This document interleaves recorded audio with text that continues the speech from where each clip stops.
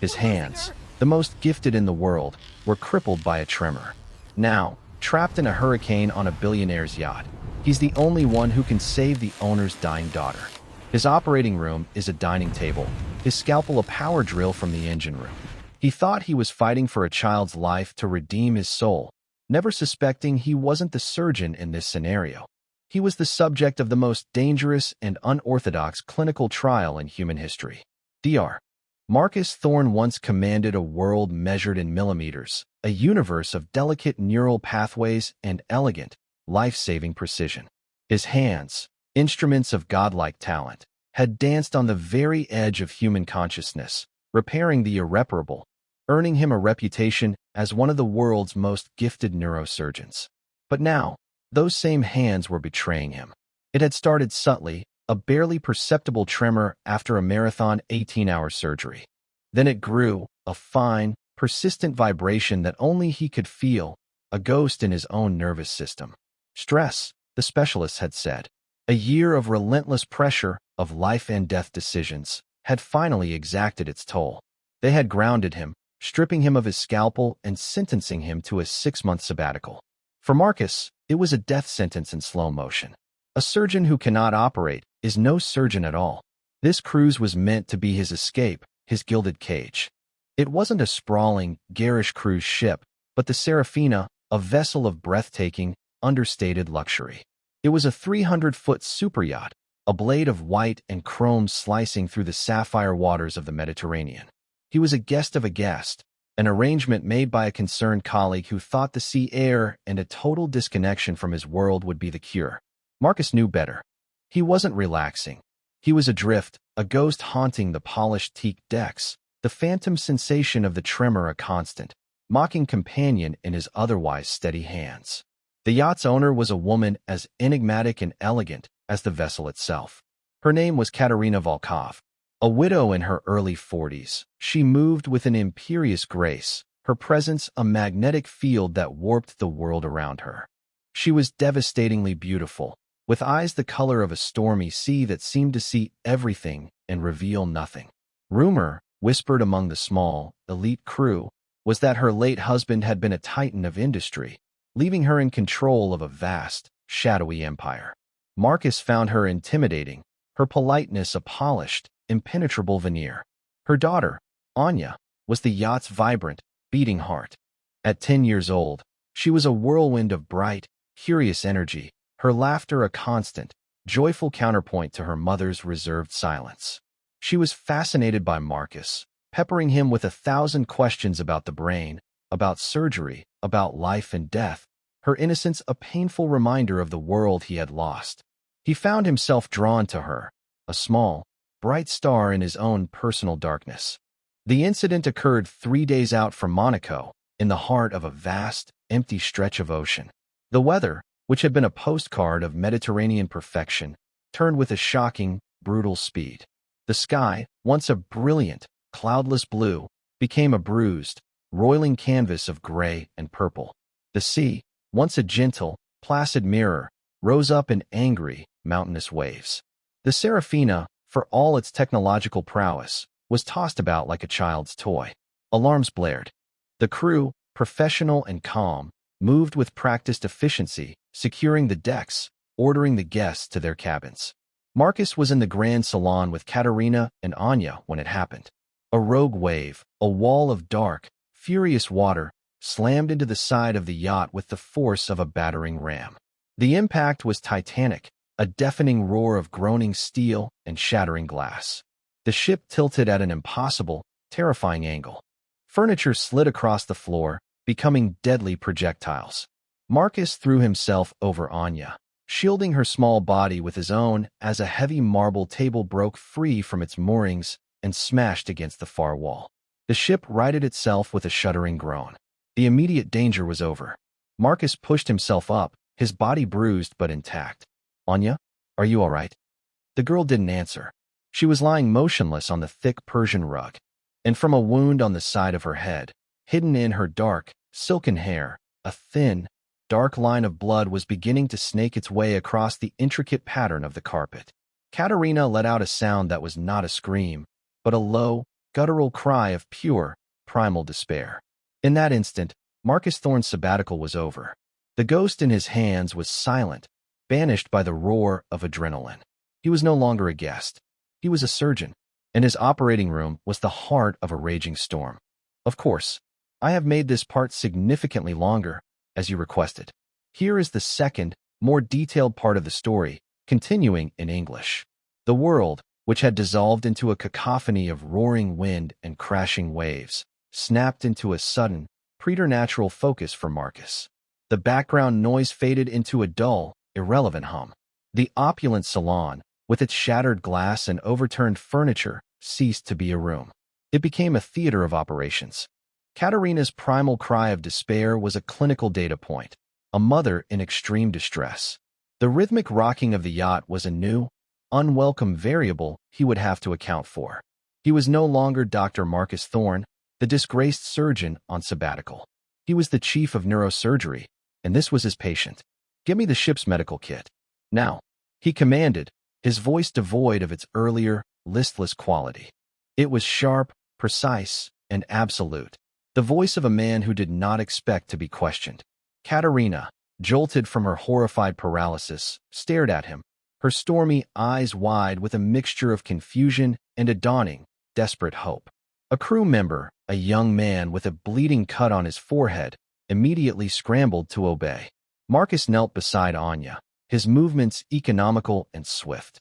He gently parted her hair, his fingers probing the wound with a surgeon's practiced sensitivity. It was worse than he feared. Not just a simple laceration, but a depressed skull fracture. He could feel the splintered edges of the bone beneath the skin. He gently shone the light from his phone into her eyes. Her pupils were unequal. Anisocoria, a classic, terrifying sign of a rapidly expanding intracranial bleed. A subdural hematoma. His mind, a finely tuned diagnostic engine, began to run through the brutal calculus. The brain was swelling inside the fixed, unforgiving box of the skull. Without immediate intervention to relieve the pressure, she would suffer catastrophic, irreversible brain damage. Then she would die. It was a matter of hours, perhaps less. The crewman returned with a large, professional-looking medical case. Marcus snapped it open. It was well-stocked for a yacht, but woefully inadequate for brain surgery. Gauze, antiseptics, sutures, a basic set of diagnostic tools. No drills, no surgical saws, no suction. Nothing he truly needed. Katerina was at his side now, her imperious demeanor shattered, replaced by the raw, ragged terror of a mother. "What is happening? Why isn't she waking up?" she pleaded, her voice a choked whisper. Marcus met her gaze, his own eyes clear and direct, devoid of false comfort. "She has a severe head injury. There is bleeding inside her skull, and it's putting pressure on her brain. She needs a hospital. She needs a neurosurgeon." At that moment, the yacht's captain, a grizzled Norwegian with a face like a sea chart, entered the salon. His expression was grim. "The storm is a monster," he said, his voice a low rumble. "We've lost our main satellite communications array. We have an emergency beacon, but no way to transmit or receive complex data. I can't get a detailed weather report, but my gut tells me we're in this for at least another 12 hours. No helicopter can reach us in these conditions. We are completely, utterly on our own." The words hung in the air, each one a nail in Anya's coffin. 12 hours. She didn't have 12 hours. She didn't have 6. Katerina looked as if she had been struck, her face crumbling. She looked from the captain's grim face to Marcus, a silent, desperate question in her eyes. It was a question he had been asking himself from the moment he felt the fractured bone beneath his fingers. He looked down at his hands. For months, they had been his enemies, a source of shame and a symbol of his failure. He held one out now. In the dim, emergency lighting of the salon, buffeted by the storm, it was perfectly, miraculously steady. The ghost was gone. The tremor had vanished, exorcised by the sheer, overwhelming force of a purpose he thought he had lost forever. He was a surgeon. This was a child who was dying. There was no hospital. There was no one else. There was only him. "There is a neurosurgeon," Marcus said, his voice quiet but resonant, filling the chaotic space with a sudden, shocking calm. He looked directly at Katerina, the full, terrifying weight of his next words hanging between them. "I am a neurosurgeon, but I have no tools. This yacht has a machine shop, correct? An engineering bay? The captain, stunned, could only nod. Yes, of course. State of the art. Marcus's mind began to race, improvising, inventing, seeing not the tools he lacked, but the possibilities of what he had. I need a high-speed drill.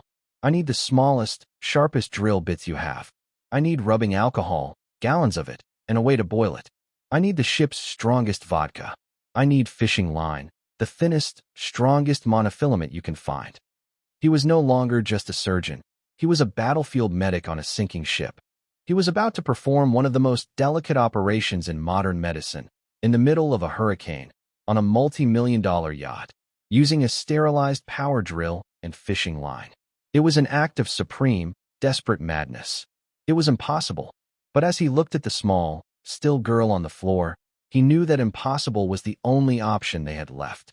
The Serafina's Grand Salon, a space designed for sophisticated leisure and quiet conversation, transformed into a scene of frantic, desperate invention.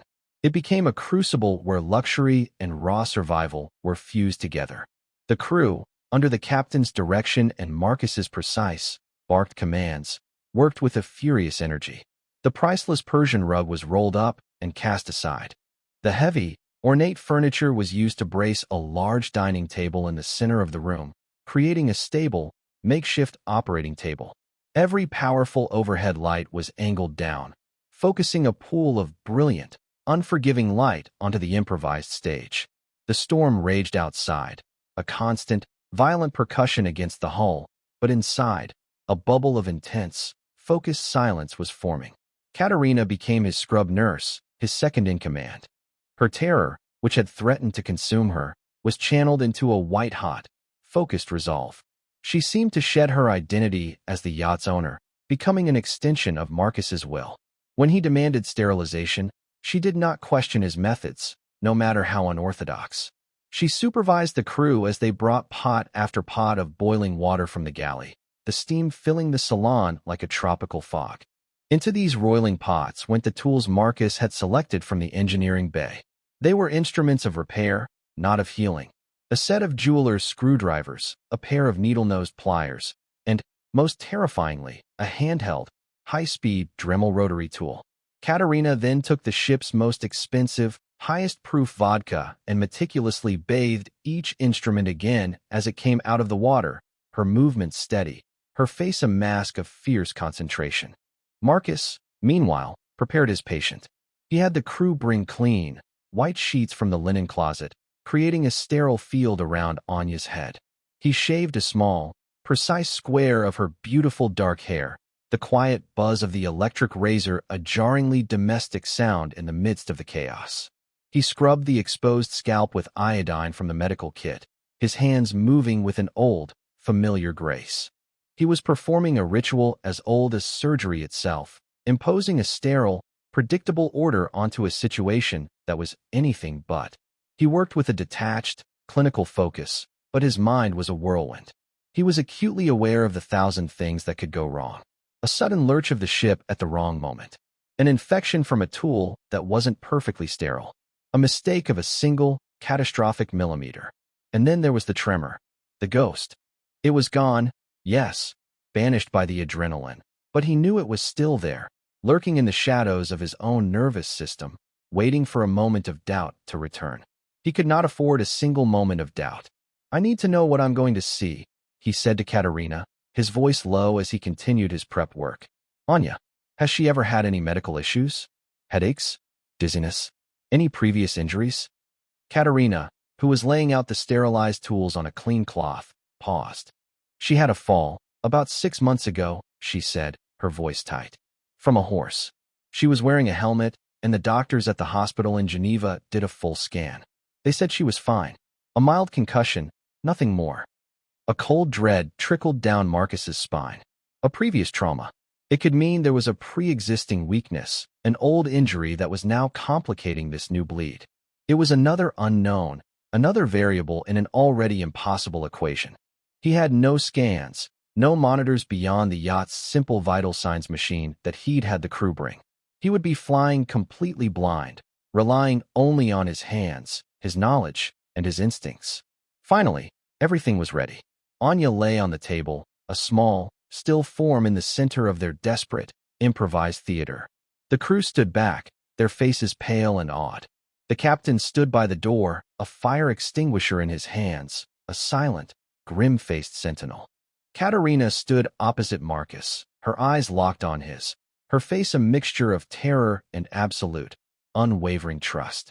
She was placing her daughter's life, her entire world, into the hands of a disgraced surgeon with a power drill. Marcus took a deep breath, the sterile smell of alcohol and antiseptic filling his lungs. He picked up the Dremel tool. It felt alien in his hand, a crude, brutal mockery of a surgical drill. He fitted it with the smallest, finest bit they had. He looked at Katerina. "You need to hold her head," he said, his voice quiet but firm. "No matter what happens, no matter how much the ship moves, you cannot let her move. Not even a fraction of an inch. Her life depends on it." Katerina nodded, her expression grim. She placed her hands on either side of her daughter's head, her touch infinitely gentle yet firm as steel. Marcus took his position. He held his own hand out for a moment, a final, silent test. It was rock solid. The ghost was silent. He looked down at the pale, vulnerable scalp of the young girl, at the place where he had to drill, and brought the tip of the Dremel to the bone. The roar of the storm outside seemed to fade away, replaced by the high-pitched, gentle whine of the tool as he pressed the button and began to cut. Of course, here is the fourth part of the six-part story, continuing in English and adhering to the requested length and detail. The high-pitched whine of the Dremel tool was a scream against the roaring backdrop of the storm. To Marcus, it was the sound of a terrible, necessary sacrilege. He was violating the sanctity of the human skull with a tool designed for polishing jewelry and etching glass. His entire being, every fiber of his training, recoiled from the act, yet his hands remained impossibly, preternaturally steady. He wasn't guiding the drill. He was the drill, an extension of the machine, his focus narrowed to a single, terrifying point of contact.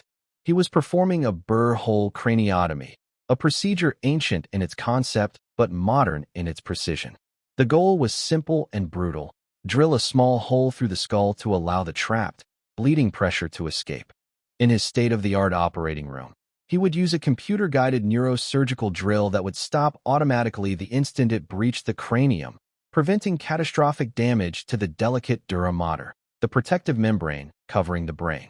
Here, his only guide was the feel of the bit against the bone, the subtle change in resistance, the almost imperceptible shift in the tool's vibration. The margin for error was less than the thickness of a human hair. Go too far, and he would plunge the spinning bit directly into Anya's brain. Katerina was his rock. She held her daughter's head with a grip that was both gentle and unyielding, her body absorbing the violent lurches of the yacht. Her eyes, the color of a stormy sea, never left his, a silent, desperate communication passing between them. She did not flinch. She did not look away. She became an anchor, not just for her daughter, but for him. In her gaze, he found a reflection of his own resolve, a shared determination that transcended the chaos around them. Bone dust, fine and white, puffed up from the drill site. The smell, acrid and distinct, filled the air. He worked in short, controlled bursts, the whine of the drill rising and falling. Minutes stretched into an eternity. The yacht pitched violently, sending a tray of sterilized instruments sliding across the floor with a metallic crash. Neither Marcus nor Katerina moved. Their world had shrunk to the small, bloody circle under the brilliant lights. He could feel the resistance changing. He was close. He was through the outer layer of the skull. The inner layer, the diploe, was softer, more porous. This was the most dangerous moment. And then, the ghost returned. It started not in his hand, but in his mind. A flicker of doubt. A cold, insidious whisper. What if you're wrong? What if the fall 6 months ago created an anomaly, a thin spot in her skull you can't possibly know about? He felt a phantom twitch in his right hand, the one holding the drill. It was infinitesimal, a memory of the tremor, not the tremor itself, but it was enough to send a wave of ice-cold terror through him. His breath hitched. His focus, so absolute just a second before, wavered. The drill bit, spinning at 30,000 RPM, was a millimeter from the surface of a child's brain. He pulled back, his heart hammering against his ribs. He looked up, his eyes meeting Katerina's. She saw it. She saw the flicker of fear, the sudden crack in his perfect, surgical calm. He expected to see her own fear mirrored back at him, a reflection that would shatter his fragile confidence completely. But he didn't. Instead, her stormy eyes softened for a fraction of a second, and she gave him the slightest, almost imperceptible nod. It was not a plea. It was not a command. It was an act of pure, unadulterated faith. It was a silent, powerful message. I am here. I trust you. You can do this. It was all he needed. The ghost receded. The whisper of doubt was silenced. He took a single, centering breath, let it out slowly, and brought the drill back to the bone. He advanced it a fraction of a millimeter at a time, feeling his way through the final, delicate layer. There was a sudden, subtle give, a change in texture that only a surgeon's hands could ever detect. He was through. He stopped instantly. He put down the drill and picked up a sterilized jeweler's screwdriver, using it now as a delicate probe to clear the bone fragments. A dark, venous drop of blood welled up from the small hole, then another. It was the trapped hematoma, the pressure releasing. It was working. A collective, relieved sigh went through the room. But Marcus's relief was short-lived. The bleeding wasn't stopping. It should have been a slow, controlled release, but the blood was flowing too freely, a dark, steady ooze that spoke of a more significant, ongoing bleed beneath. This wasn't just a simple hematoma. The impact must have torn a larger vessel. The burr hole had bought them time, but it wasn't a solution. He had released the pressure, but he hadn't stopped the source of the bleeding. To do that, he would need to open a larger window into her skull, a full craniotomy. An act that was utterly, terrifyingly impossible with the tools he had. He had won the battle, but he was about to lose the war. As he looked at the dark, persistent flow of blood, a new, even more profound wave of despair washed over him. He had brought her back from the immediate brink, only to be faced with a problem he had no way to solve. Of course, here is the fifth part of the six-part story, continuing in English and adhering to the requested length and detail. The initial, fragile bubble of relief that had filled the salon upon the successful drilling of the burr hole evaporated as quickly as it had formed.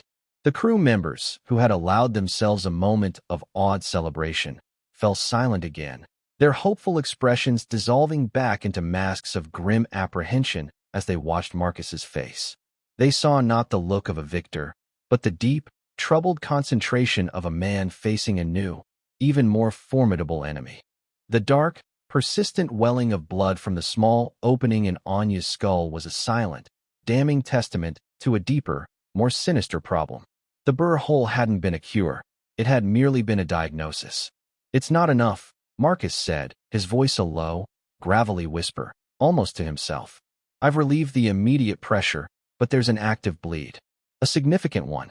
The impact must have torn a larger vessel, probably a bridging vein. The burr hole is just a temporary release valve on a pressure cooker that's about to explode." Katerina, who had allowed a single, crystalline tear of relief to trace a path down her cheek, now froze, the hope in her eyes extinguishing like a snuffed candle. "What does that mean?" she asked, her voice dangerously quiet. "You saved her. I saw it." "I bought her time," Marcus corrected, his gaze fixed on the wound, his mind racing through 1,000 impossible scenarios. "Minutes. Maybe an hour. The hematoma is just going to rebuild. To stop it, I have to find the source of the bleed and cauterize it. And to do that," he trailed off, the implication hanging in the air, heavy and suffocating. To do that, he needed to perform a full craniotomy. He needed to remove a section of her skull, an act that was not just impossible with his current tools, it was butchery. Using the Dremel for that would be a death sentence, risking infection, bone fragmentation, and catastrophic damage. He felt the walls closing in, the relentless ticking of the clock echoing the violent rhythm of the storm outside. He had reached the absolute limit of his ability, the final frontier of what improvisation and sheer will could achieve. He was a master of a delicate art, and he was being asked to perform it with a sledgehammer. Despair, cold and absolute, began to creep back in, threatening to awaken the ghost in his hands once more. "The fall," he said suddenly, his mind latching onto the only other piece of data he had. "The one she had 6 months ago. You said they did a scan in Geneva?" Katerina nodded, her face a pale, uncomprehending mask. Yes, a full MRI. They said she was fine, just a mild concussion. They gave me the files for her records. Marcus's head snapped up. The files? You have them? Here? On the yacht? Yes, she whispered. On my laptop. In my study. Why? Get it, he commanded, a sudden, wild surge of adrenaline cutting through his despair. Now. A crewman was dispatched, returning minutes later with a slim, state-of-the-art laptop.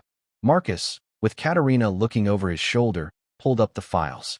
He wasn't a radiologist, but he had spent a lifetime looking at images of the brain. He navigated through the complex layers of the MRI, his eyes scanning, searching, and then he saw it. It was a tiny, almost imperceptible detail, something a non-specialist might easily overlook. A faint shadow near the superior sagittal sinus, the main venous channel running along the top of the brain. It was a small, pre-existing vascular anomaly, a slight malformation of a vein, likely congenital, but exacerbated by the trauma of her fall from the horse. It hadn't been an immediate threat then, but the new, violent impact of her accident on the yacht must have torn it wide open. It was the source of the bleed. He knew exactly where it was. But the image revealed something else, something that made his blood run cold and his insane, desperate new plan snap into terrifying focus. He zoomed in on the cross-section of the skull itself, right over the site of the anomaly. He saw the faint, hairline fracture from her previous fall, a line of weakness that had never fully healed. And right next to it, he saw the faint, telltale suture lines of a previous surgery. She's had surgery before, he breathed, his voice filled with a mixture of awe and horror. A craniotomy. Right here. 6 months ago. Katerina looked at him, her face a storm of confusion and dawning comprehension. No, it's impossible. They told me it was just a concussion. They never said anything about surgery. They didn't have to, Marcus said, his mind racing. Look, he pointed to the screen. They didn't remove the bone flap and replace it. They used a new, experimental technique. They installed a synthetic plate, a custom-fitted piece of biocompatible polymer held in place by microscopic, pressure-sensitive latches. It's designed for minimally invasive follow-up procedures. He looked up from the screen, his eyes locking with Katerina's, the sheer, audacious brilliance of his new plan illuminating his face. I don't need to drill, he said, his voice trembling with a terrifying excitement. If I can find the release mechanism, I can open it. He was no longer a surgeon planning to use a power tool. He was a safecracker, about to attempt to pick the most delicate and high-stakes lock ever created, deep in the heart of a raging storm, with a child's life hanging in the balance. The revelation that Anya's skull contained a piece of bleeding-edge, experimental technology was a paradigm shift. The salon was no longer a makeshift operating room. It was now a laboratory, and Marcus was facing a challenge that went beyond medicine. He was confronting a ghost in the machine, a lock for which he had no key. The schematics on the laptop were purely medical, showing the plate's placement and biological integration, but offered no clue as to its mechanical function. It was a black box. Think, Katerina, Marcus urged, his voice a low, intense hum. He was scrolling through the patient file, looking for anything, any small detail they might have missed. The hospital in Geneva. The surgeon. What was his name? Was there anything unusual about him, about the consultation? Katerina closed her eyes, forcing her mind back through the fog of memory, past the trauma of the initial accident. His name was Dr. Alamand, she said slowly. He was very polished, very confident. He spoke more about the future of neuroprosthetics than he did about Anya's concussion. A flicker of memory sparked in her eyes. He gave me a business card. No, it wasn't a card. It was a pen. A very strange, heavy silver pen. He said it was a gift from the research institute that sponsored his work. He told me to keep it somewhere safe, that it was the key to Anya's continued health. At the time, she had dismissed it as a piece of corporate marketing, a slick, pretentious gesture. Now, the words echoed with a terrifying, literal significance. The key, she whispered. Where is it? Marcus demanded. In my study, in the top drawer of the desk.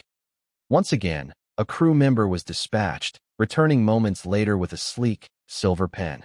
It was heavier than it looked, with no visible branding, only a complex, laser-etched geometric pattern near the tip. Marcus examined it, his surgeon's mind analyzing its design. It wasn't a writing instrument. It was a tool.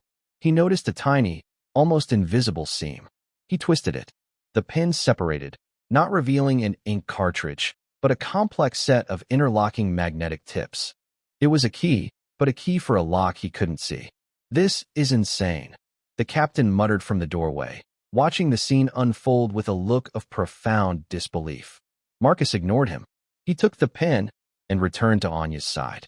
Using the MRI scan as a guide, he gently probed the scalp near the edge of the synthetic plate. He felt a faint magnetic pull. He switched the tips on the key, trying to match the pattern he saw in the MRI's structural analysis. He was working entirely by feel, guided by a three-dimensional map he held only in his mind. He found a second magnetic point, then a third. He had found the tumblers of the lock. He took a deep breath. "Katerina, hold her head." Exactly as before. He positioned the key over the points he had located. He pressed down gently. There was a soft, almost inaudible click. A thin, hairline seam appeared on Anya's scalp as the synthetic plate disengaged, lifting by a single millimeter. He had unlocked her skull. What followed was the most intense and delicate work of his life. Using the jeweler's screwdrivers and the thinnest, sterilized fishing line as a retractor, he lifted the plate, revealing the glistening, pulsating surface of the dura mater beneath. The source of the bleed was exactly where the MRI had predicted, a small, torn vein, pulsing dark blood with every beat of her heart. The final act was the most brutal and the most delicate. He had no electrocautery machine. He took a pair of needle-nosed pliers and held them in the blue flame of the galley's butane torch until the tips glowed a cherry red. For a fraction of a second, as he reached for the glowing tool, the ghost returned, the specter of his tremor whispering a final, taunting threat. He ignored it, his hand a solid block of granite. With Katerina holding the retractors, he reached into the opening and, with a single, precise touch, cauterized the bleeding vein. The scent of seared tissue filled the air. The bleeding stopped. He closed the plate, which sealed with another soft click. He sutured the scalp using the fishing line, his stitches small, perfect, and even. As he tied the final knot, the violent motion of the yacht began to subside. The roaring of the wind softened to a mournful sigh. The storm was breaking. The rescue came 6 hours later, a Coast Guard helicopter appearing as a dot in the clearing sky. Anya was stable. Her vital signs, once so erratic, were a steady, reassuring rhythm. They were airlifted to a state-of-the-art hospital in Rome, where a stunned team of surgeons reviewed the work Marcus had done. They called it impossible, a miracle. 2 days later, as Marcus sat by a recovering, conscious Anya's bedside, Katerina walked in. She was no longer the terrified mother or the desperate nurse. She was once again Katerina Volkov, the enigmatic and powerful woman from the yacht, dressed in an impeccably tailored suit, her stormy eyes clear and focused. "I have not been entirely honest with you, Marcus," she said, her voice calm and direct. She handed him a tablet. On the screen was the logo for Volkov Medical, a giant in the world of biomedical engineering. "My late husband didn't just leave me a fortune. He left me his life's work. We are the company that designed and manufactured the neuroplate currently in my daughter's head, the one you so brilliantly managed to open." Marcus stared at her, the pieces of the puzzle clicking into place with a dizzying speed. "Dr. Alamand is one of our top researchers," she continued. "The plate wasn't just a treatment, it was a trial. And the pen, it's a prototype magnetic key, keyed specifically to her implant.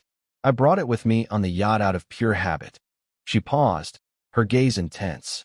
"But that's not the only experimental technology we've been developing." She swiped the screen. A new page appeared, detailing a clinical trial for a revolutionary new treatment, a targeted gene therapy designed to regenerate damaged neural pathways and permanently eliminate essential tremors caused by stress and neurological fatigue. His condition. At the top of the list of potential candidates for the next phase of the trial, there was a single name, Dr. Marcus Thorne. "The cruise wasn't an accident, Marcus," Katerina said. "My colleague who arranged it sits on my board. I knew about your hands. I knew you were the best. I was going to offer you a place in the trial. I brought you on that yacht to see the man for myself, to see if you were the right candidate." She gave a small, wry smile. I never imagined the test would be quite so practical. He looked from the tablet, to the sleeping, healthy child in the bed, to this incredible, formidable woman. The storm had not been a cage. It had been a crucible. It had forged something new, something powerful and unexpected in the heart of the raging sea.